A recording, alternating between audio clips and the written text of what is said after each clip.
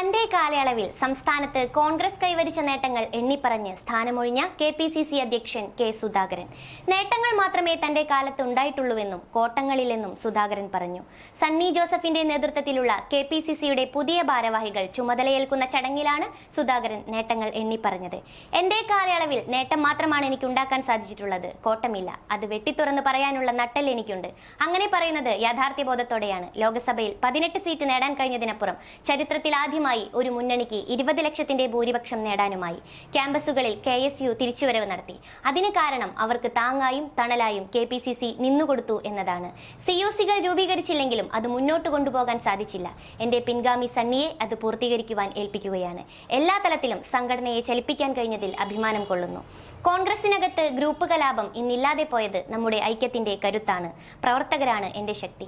അവരോടൊപ്പം എന്നുമുണ്ടാകും. CPM-നെതിരെയുള്ള പോരാട്ടത്തിന് മുന്നിൽ പടക്കുതിരയെപ്പോലെ എന്നുമുണ്ടാകും. എനിക്ക് ആരെയും ഭയമില്ല.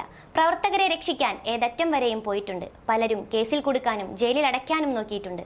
56 ഇഞ്ച് നെഞ്ചളവുള്ളവരോ ഇരട്ടച്ചങ്കുള്ളവരോടും ഒരു വിട്ടുവീഴ്ചയുമില്ല എന്ന നിലപാടാണുള്ളത്, സുധാകരൻ പറഞ്ഞു.